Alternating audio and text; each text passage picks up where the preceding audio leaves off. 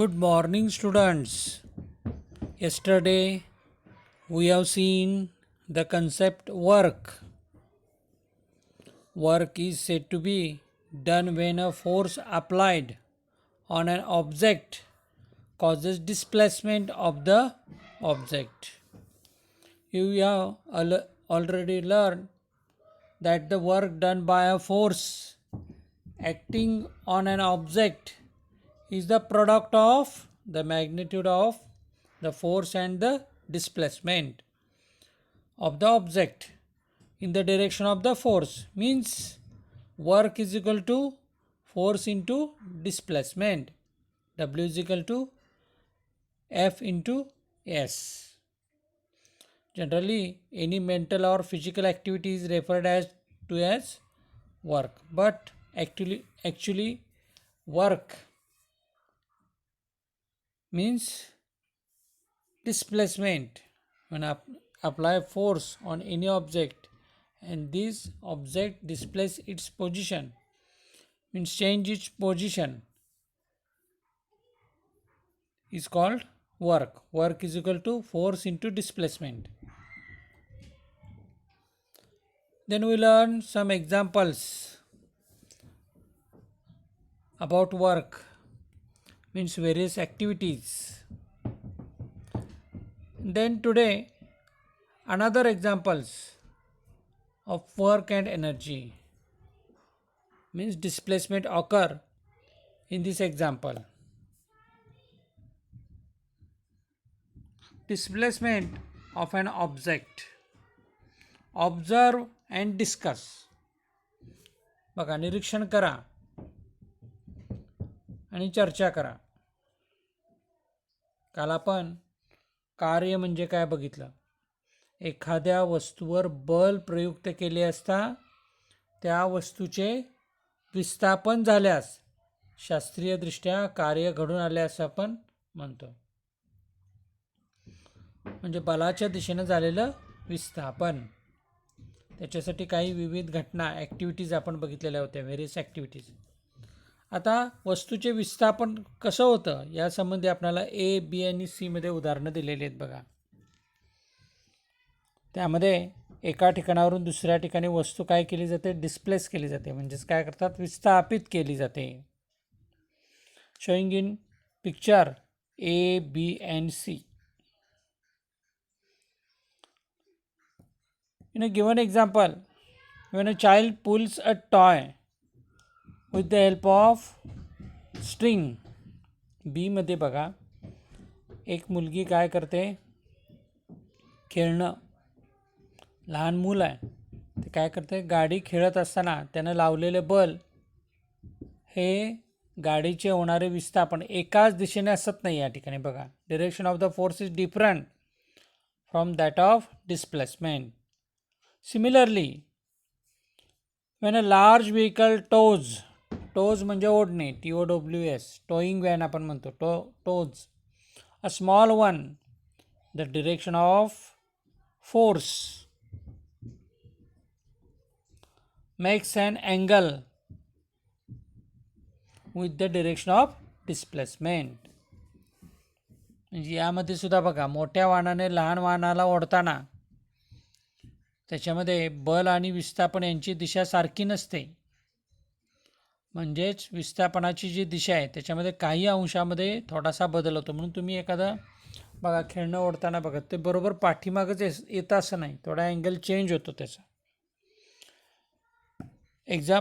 First example म्हणजे ए मध्ये आपल्याला काय दाखवलं आहे बघा, एक मुलगी आहे ती काय करते, Meenakshi wants to displace a wooden block from point A to B.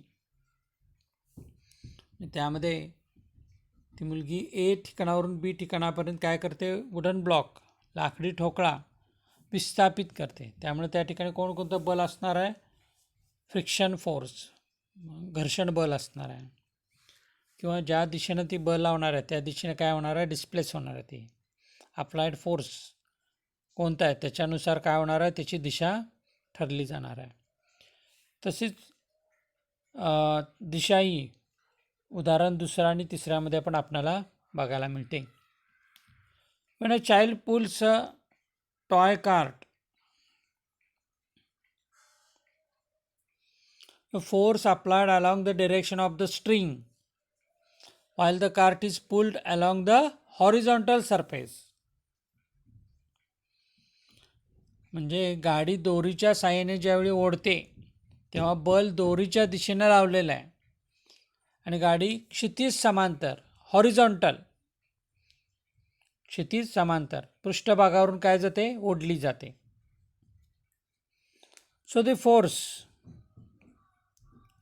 and the work is done. In order to calculate the amount of work done, we have to convert the applied force into the force acting along the direction of displacement. बलाच्या विस्थापनाच्या दिशेत लावलेल्या बलामध्ये रूपांतरित केलेलं आहे आपल्याला या ठिकाणी कार्य. बघा आता आपण बघूया. F be the applied force and F1 be its component in the direction of displacement. F म्हणजे प्रत्यक्ष लावलेलं बल आणि F1 हे विस्थापनाच्या दिशेत लावलेलं बल मानू आपण. S means displacement. So W is equal to F1S. And the force F is applied in the direction of the string, that is at the angle with the horizontal. Let theta be the angle that the string makes with the horizontal. We can determine the component F1 of this force F which acts in the horizontal direction by means of trigonometry. आता त्रिकोणमितीच्या साहाय्याने आपण कार्य कसं घडलेलं आहे ते आपण बघूया. सो कॉस थीटा बघा force use for the displacement विस्थापनासाठी लागलेलं बल. Cos theta is equal to base divided by hypotenuse कर्ण बेस कोणालगतची बाजू. Cos theta is equal to F1 upon F. So F1 is equal to F into cos theta. So thus the work done by F1 is W is equal to F cos theta S, means displacement. So W work is equal to force into displacement into cos theta, depend on angle. Theta, enter your conclusions about the work done for the specific values of theta in the following table. आपणाला 3 उदाहरणं दिलेली आहेत बघा. थिटाच्या विशिष्ट मूल्यासाठी कार्य आपणाला किती घडलेलं आहे हे काढण्यासाठी 3 उदाहरणं दिलेली आहेत बघा. First theta 0 degree, cos theta 1. So work W is equal to Fs cos theta. Fs cos theta.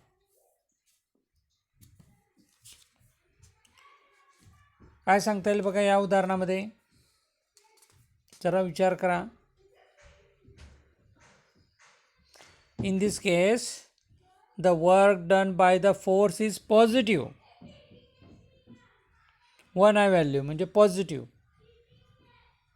Cos theta 1, cos 0 म्हणजे कॉस 0 1 आपल्याला 1 व्हॅल्यू आलेलं आहे. Bye the force is positive and the maximum because the force and the displacement have the same direction. Means force and the displacement have the same direction. In second example, theta is equal to 90 degree. So 0, work done is 0. Cos theta means cos 90 0. So W is equal to Fs cos theta 0. Work done is 0. In this case the work done is 0 because the displacement is perpendicular to the force.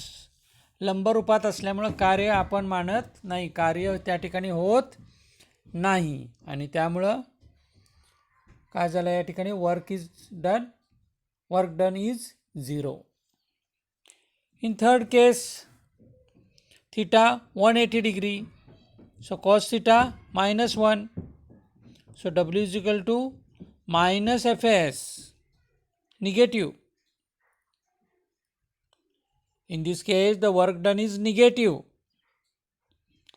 and minimum as the displacement is in the direction opposite to that of the force. बरोबर विरुद्ध दिशेला त्याचं बल दिसतंय. त्यामुळे काय होतं या ठिकाणी कार्य हे काय असणार आहे, वर्क डन इज निगेटिव्ह, ऋण असणार आहे. लक्षात आलं. Then units, unit of work.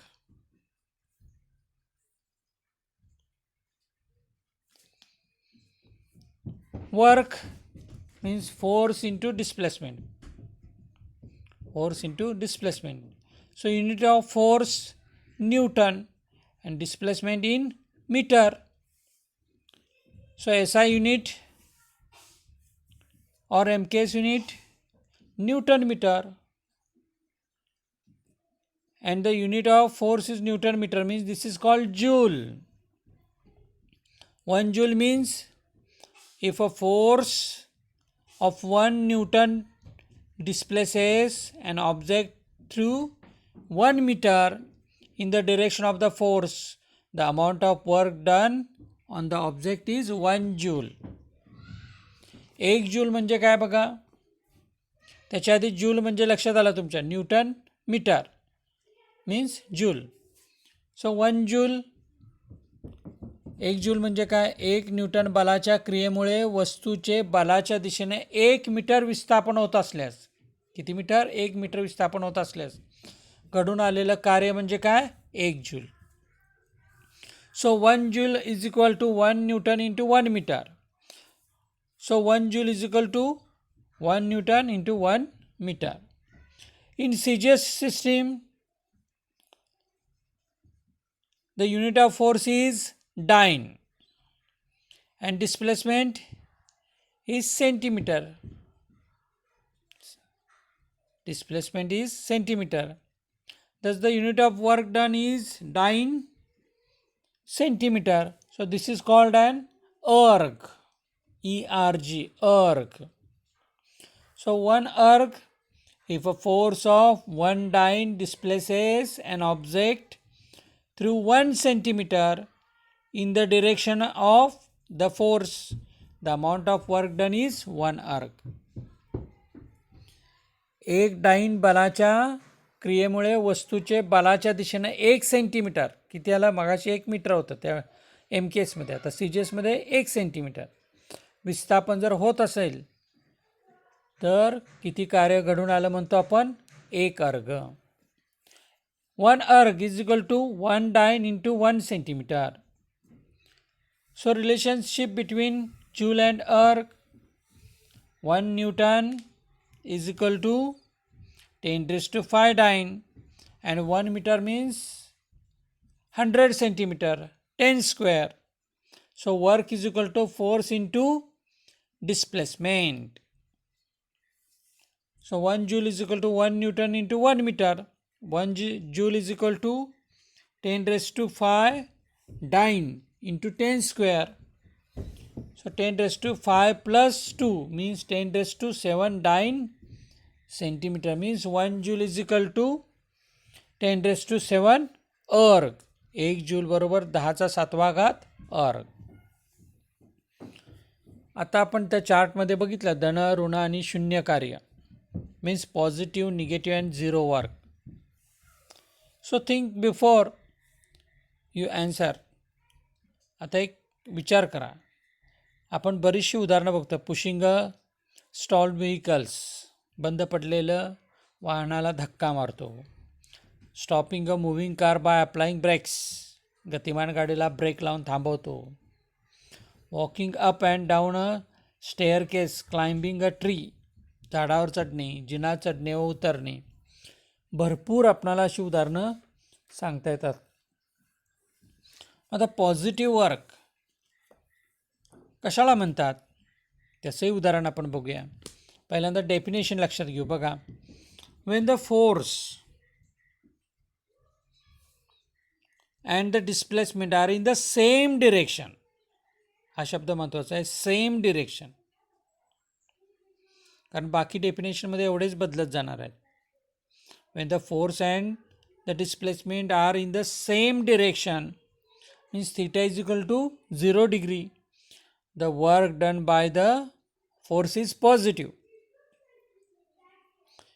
ज्या वेळेस बलाची आणि विस्थापनाची दिशा एकच असते त्यावेळेस त्या बलाने केलेलं कार्य काय म्हणणार, धनकार्य असतं. आता बरोबर विरुद्ध म्हणजे अपोजिट म्हणजे काय येणार, negative. when the force and the displacement are in opposite directions, बघा सेमच्या ऐवजी opposite direction means theta is equal to 180 degree, the work done by the force is negative. ज्यावेळी बलाची व विस्थापनाची दिशा एकमेकांच्या विरुद्ध असते म्हणजे थिटा 180 अंश असतो, त्यावेळी बलानं केलेलं कार्य काय म्हणतो आपण, ऋण कार्य म्हणतो. Third, when the applied force does not cause any displacement or when the force and the displacement are perpendicular to each other means 90 degree, right angle 90 degree, theta is equal to 90 degree, the work done by the force is 0. ज्या वेळेस बल लावल्यास विस्थापनच होत नाही किंवा बल व विस्थापन एकमेकांना जर लंबरूप असेल, perpendicular, theta is equal to 90 degree, त्यावेळेस काय म्हणतो आपण, बलाने केलेलं कार्य शून्य असतं. फॉर एक्झाम्पल बघा, पॉझिटिव्ह वर्क डन, बघा उदाहरण आठवतं का, एक सांगतो तुम्हाला. When a worker climbs a staircase with some load on his head, the work done on the load by the force applied by the worker is positive. एका कामगारानं जर चढत असेल शिडीनी आणि त्यानं जर एक लोड जर डोक्यावर म्हणजे ओझं घेतलं असेल, ते घेऊन जर जात असेल तर ते काय होणार आहे, positive work. Negative work, when a cyclist applies brake to his bicycle and stop it or slows it down, the work done is negative by the applied force is negative. म्हणजे ज्यावेळी एखादा सायकल स्वार ज्यावेळी चालत्या वेगानं असलेल्या सायकलला break लावतो त्यावेळी त्याची गती कमी होते, म्हणजे त्याला काय म्हणतो आपण, negative force. Zero work done, if a force applied on a big stone lying on the ground and does not displace the stone, the work done by the force is 0. समजा एखादा दगड रस्त्यात पडलाय, मोठा दगड आहे, आणि तो जर आपण हलवण्याचा प्रयत्न केला, त्याला एका ठिकाणावर दुसऱ्या ठिकाणी नेण्याचा प्रयत्न केला आणि तो जर हलतच नसेल, डज नॉट डिस्प्लेस, जागाच जर सोडत नसेल तो दगड, तर कोणतं कार्य झालं का, नाही झालं, झिरो वर्क डन. लक्षात आलं. So next example, a short experiment for you. Try this. Take a plastic cup and make a hole in the center of its bottom. Take a long thread, double it and pass it through the hole. Tie a thick enough knot at the end so that the knot will not pass through the hole, taking care that the two loosest ends are below the bottom of the cup. Tie a nut each to the two ends showing in figure 2.4. बघा, एक प्लॅस्टिकचा cup घ्यायला सांगितलेला आहे, त्याच्या खालच्या बाजूस मध्यभागी एक छिद्र पाडायचं, त्या छिद्रातून लांब दोरा दुहेरी करून वर घ्या व त्याला पुरेशी काय करायची, गाठ बांधायची, जेणेकरून त्या छिद्रातून काय व्हायला पाहिजे, तो खाली येणार नाही, खाली येऊ नये अशी गाठ बांधायची. आणि दोरीच्या दोन्ही मोकळ्या टोकांना एक नट बांधायचा, दाखवलेलं आहे बघा, थ्रेड अँड नट.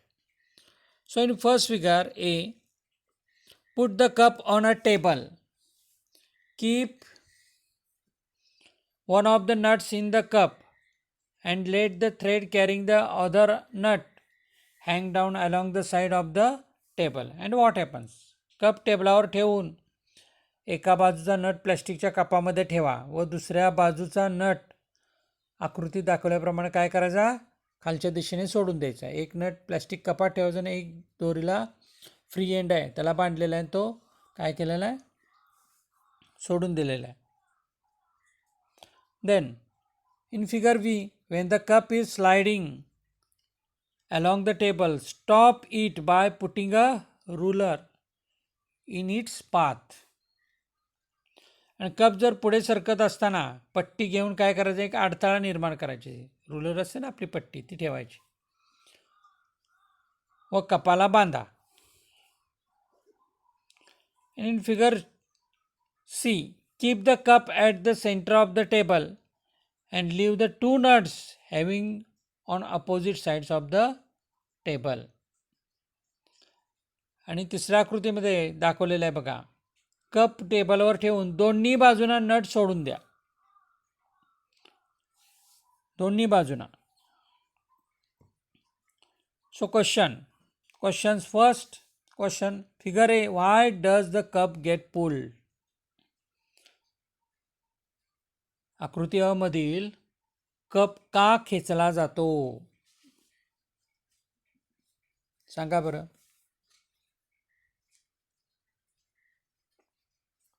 थोडा विचार करा बघा. The applied force is greater than the force of friction between the surface of the table and cup and thread. जे बल लावलेलं आहे नटाने, जे ग्रॅव्हिटेशनल फोर्स आहे जास्त आहे फ्रिक्शन बलापेक्षा, घर्षणापेक्षा, त्यामुळे तो काय होतो, खेचला जातो. In figure B, what is the relation between the displacement of the cup and the force applied through the ruler? Their directions are opposite.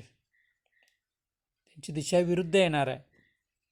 In figure C, why doesn't the cup gets displaced? क मध्ये कपाचे विस्थापन का होत नसेल? The net force on the cup is 0. दोन्हीकडे जे कपावर जे बल लावलेलं आहे हे इक्वल असल्यामुळे काय झालं, 0 झालं, work done is 0. And third means displacement 0. What is the type of work done in figure A, B and C.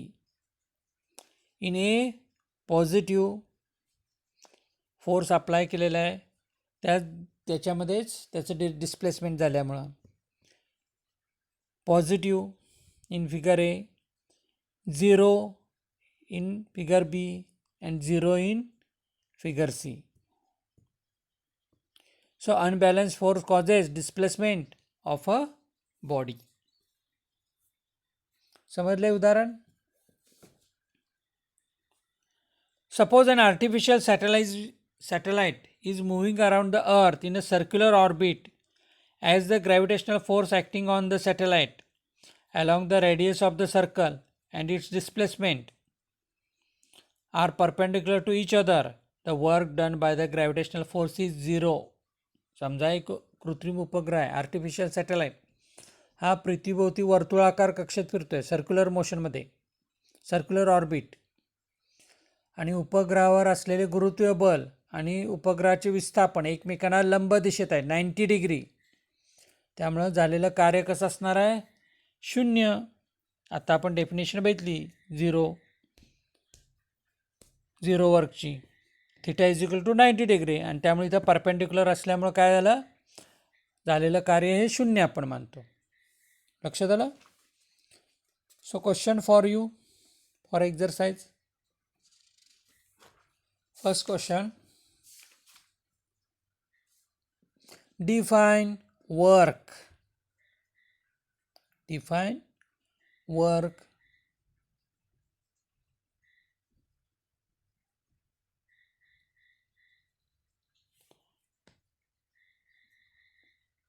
Then second, state the state the condition, state the condition under which the work done is, state the condition under which the work done is.